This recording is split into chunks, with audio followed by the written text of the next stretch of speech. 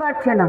আর আজকে আস্তাবলের মাঠ ফাঁকা আছে, ও নিজের দলের কর্মীদেরকে গালাগাল করছে, আর আমরা বাম কংগ্রেসের কর্মীদেরকে আমরা লাল সালাম আর স্যালুট জানাচ্ছি যে দাঁতে দাঁত চিপে মাটি কামড়ে আপনারা লড়ছেন নিজেদের জন্য নয়, গোটা ত্রিপুরার জন্য। কর্মী নয় সম্পদ, নেতারা সম্পদ নয়। দলের ঝান্ডাটা আমাদের কাছে নীতি, আমাদের কাছে আদর্শ।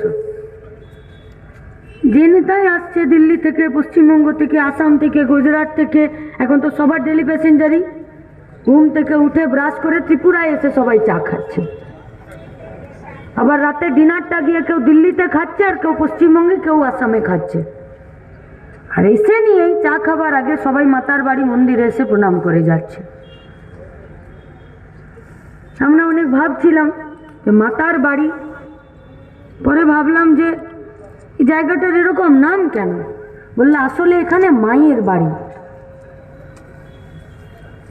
হিন্দু ধর্মে যে ঈশ্বরকে যারা ধর্মাচরণ করেন, যারা ধর্মকে মানেন, তারা মনে করেন এই এলাকাটা হচ্ছে মায়ের বাড়ি, তাই এলাকাটার নাম মাতার বাড়ি। আর যারা সাধারণ মানুষ, যারা ধর্মে বিশ্বাস করেন, যারা ধর্মের আচরণ করেন, তারা বলেন যে মন্দিরের মা আর আমার বাড়ির মা দুটো এক। মন্দিরের মায়ের কাছে যারা ধর্মাচরণ করেন, যারা ধার্মিক, যারা ধর্মে বিশ্বাস করেন, তারা বলেন যে ওই মূর্তি, ওই মা নাকি গোটা রাজ্যের মায়েদের রক্ষা করবেন। আর যারা মাতার বাড়িতে এসে প্রণাম করে যাচ্ছে, তারা ত্রিপুরার 407টা মাকে রেপ করেছে, 7টা মাকে খুন করেছে, 26টা ত্রিপুরার মায়ের গ্যাং রেপ করেছে। গ্যাং রেপ, রেপ হয়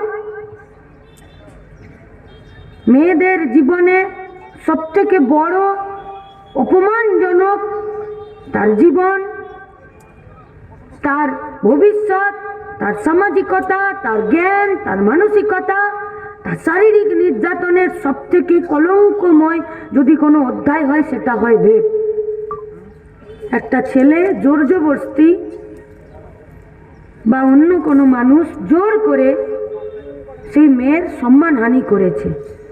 ভাবুন, একজন না, একাধিক লোক মিলে ত্রিপুরার 26টা মাকে, একাধিক লোক মিলে ত্রিপুরার 26টা মাকে রেপ করেছে। রেপ।